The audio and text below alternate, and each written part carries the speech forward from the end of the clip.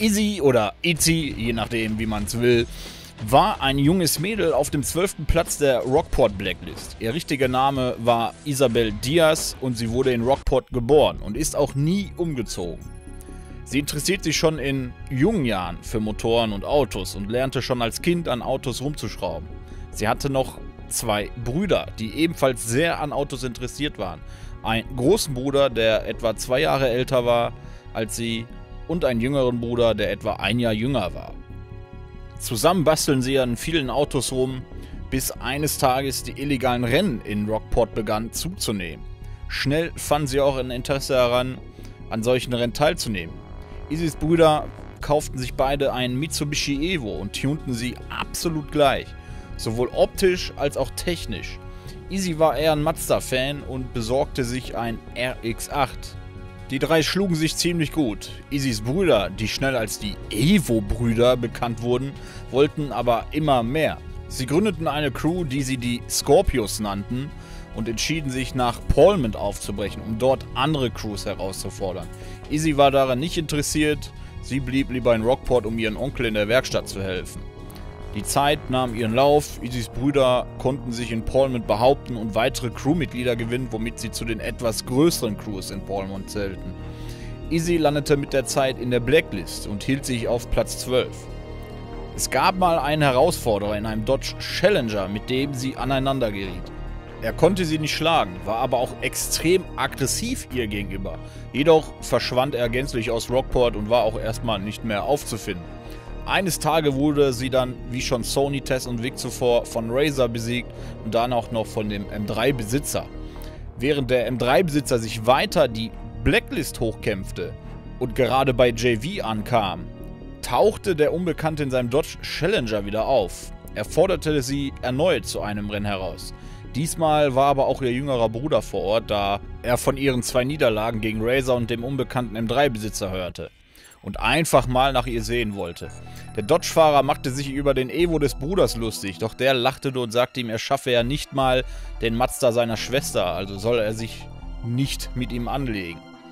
Der Dodge-Fahrer schmunzelte nur und fuhr an die Startlinie. Das Rennen startete und zunächst sah es so aus, als könnte der Dodge-Fahrer wieder nicht mithalten. Als sie dann auf ein Stück der Autobahn kurz vor dem Ziel kam, beschleunigte der Dodge-Fahrer plötzlich sehr schnell. Sein Muscle Car hatte einfach viel mehr Power auf der Geraden, aber anstatt zu überholen, rammte er Izzy am Heck, wodurch sie ins Schleudern geriet und gegen die Leitplanke krachte. Sie verletzte sich zum Glück nicht schwer, nur eine leichte Verbrennung im Gesicht durch den Airbag. Der Dodge-Fahrer blieb am Ziel aber nicht stehen. Er fuhr davon. Izzys kleiner Bruder folgte ihm sofort, wutentbrannt, nachdem er sah, dass es Izzy gut geht. Izzys Bruder holte schnell auf und folgte dem Dodge. Dieser bemerkte ihn aber und gab auch Vollgas. Anders als im Rennen wirkte der Dodge aber wesentlich schneller, weshalb Izzys Bruder glaubte, der Dodge-Fahrer muss irgendwelche extrem Hochleistungsteile verbaut haben und hat sich im Rennen gegen Izzy mit Absicht zurückgehalten, um sie am Ende zu rammen. Die Verfolgung ging bis in die Berge und wurde immer rasanter. Im Canyon wurden die Kurven immer enger, bis es zu einem tragischen Unfall kam. Izzys Bruder bekam eine Kurve nicht mehr und durchbrach die Absperrung.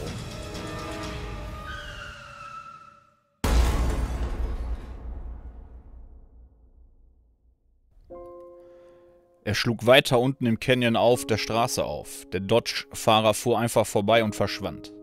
Izzys kleiner Bruder überlebte diesen Aufschlag nicht. Der Evo war völlig zerstört. Der Lärm vom Aufprall des Autos schallte durchs ganze Gebirge und war selbst in Pullman noch zu hören.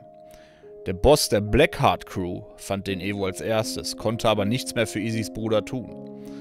Er benachrichtigte sofort seinen großen Bruder, der auch schnell vor Ort war. Er konnte den Anblick kaum ertragen. Als er auf sein Handy schaute, sah er sogar noch, dass er eine Sprachnachricht von seinem Bruder bekommen hatte, die er noch während der Verfolgung aufnahm. Er hatte sie sich aber noch nicht angeschaut. Es ging eben um genau diese Verfolgungsjagd und dass Izzy einen Unfall hatte. Er brach sofort nach Rockport auf, auch wenn es ihm schwer fiel, seinen Bruder zurückzulassen. Aber er konnte ohnehin nichts mehr für ihn tun und wollte schnellstmöglich zu seiner Schwester. Der Boss der Blackhearts kümmerte sich um alles Weitere, da auch schnell die Polizei und Krankenwagen eintrafen. Izzy war am Boden zerstört, als ihr großer Bruder kam und ihr erzählte, was passiert ist. Sie gibt sich bis heute die Schuld an dem Tod ihres kleinen Bruders, da es nie so weit gekommen wäre, wenn sie dieses Rennen nicht gefahren wäre.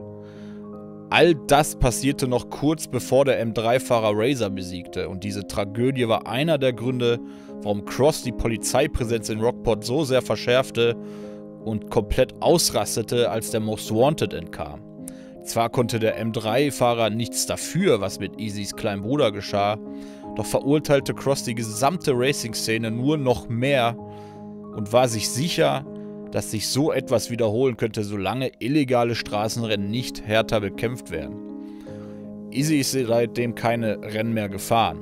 Ihr großer Bruder machte allerdings weiter und traf in Pullman City irgendwann auch auf den M3-Fahrer aus Rockport. Probleme zwischen den beiden gab es nicht.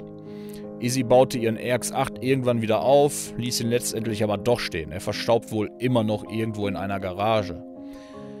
Izzy stellte sich auch der Polizei, um ihre Weste reinzuwaschen, damit sie einfach ein normales Leben führen konnte, ohne die Polizei zu fürchten.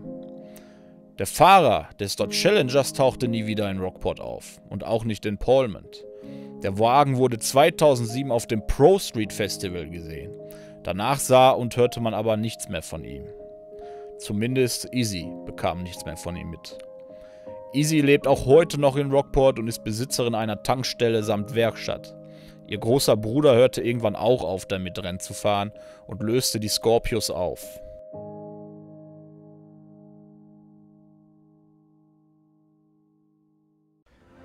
Ja, das war die Story von Izzy Blacklist 12 in Need for Speed Most Wanted.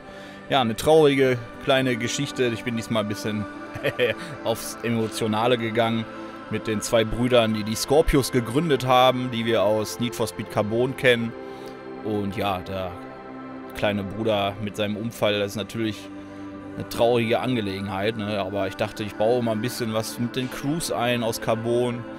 Und ich denke, das hat eigentlich ganz gut gepasst soweit. Auch dann die Verbindung zu Cross, warum er so aggressiv gegenüber den Racern auf einmal war, ne? Und so viele Einheiten auch losgeschickt hat, um uns am Ende zu verfolgen, ne? Am Ende vom Most Wanted mit Stufe 6 kennen ja die meisten, denke ich mal. Und ja, da schauen wir doch mal, ne? Der Dodge Challenger, der kam mir halt auch ganz gelegen. Fand ich, passt ganz gut, dass man den Wagen einfach auch mal ein bisschen Bedeutung gibt. Weil den hatte der eine oder andere bestimmt auch mal gesehen, ne? Der war ja in den Trailern von Carbon und so weiter. Und ob der jetzt noch eine Rolle spielt in Zukunft, ob der noch irgendwo in irgendeiner Story mitverwickelt ist, ja, das erfahrt ihr dann natürlich in den nächsten Stories. Ne? Dafür lasst gerne mal ein Like da, wenn es euch gefallen hat, und abonniert den Channel, weil es das noch nicht getan hat, und vor allem lasst einen Kommentar da, was ihr von der Story haltet und so weiter. Das hilft dem Kanal immer sehr und bringt das Ganze dann auch weiter vorwärts, ne? Weil, wie gesagt, ich hatte ja vorgehabt, die ganze Story zu machen, von Sony bis hin zu Razor, also alle 15, und je nachdem, wie gut das Format hier so abschneidet, ne, kommen dann vielleicht auch noch andere Charaktere. Da gibt es ja eine ganze Menge wie Chad, Kurt, Eddie, Caleb, Darius und so weiter. Aber als nächstes ist ja jetzt erstmal Big Lou dran und dann kommt auch schon Baron und dann sind wir auch schon in der Top 10 quasi. Und da geht es dann weiter mit Earl und so weiter. Also wir haben noch ein paar vor uns auf jeden Fall, das ist klar. Und desto weiter wir kommen, umso beliebter werden ja auch irgendwie die Charaktere, ne? Vor allem Ronnie Bull und Razor wären ja eine ganz interessante Sache. Und dann, ja, wie gesagt, haben wir ja noch die Carbon-Charaktere. Wie das dann aber läuft, schauen wir mal, wie es sich hier am Ende entwickelt hat mit dem Format. Ich hoffe natürlich gut. Und ich denke, dass einige hier, die das jetzt schon gut finden, darauf brennen, auch was über Cross zu hören. Wahrscheinlich unser aller Liebling, ne? Sergeant Cross. Also da werde ich dann auch mal gucken, dass ich eine Story zu mache. Und auch Rock haben wir zum Beispiel noch. Also da ist eine ganze Menge noch möglich. Also, ne, immer schön den Support reinhauen. Aber ja, lasst euch da mal überraschen in der Richtung. Ich bin dann raus an der Stelle. Ist mal ein bisschen kürzer die Story diesmal, aber auch nicht viel kürzer. Und wir sehen uns dann im nächsten Video. Ich bedanke mich für den Support, fürs Zuschauen und bis zum nächsten Mal. Auf Wiedersehen.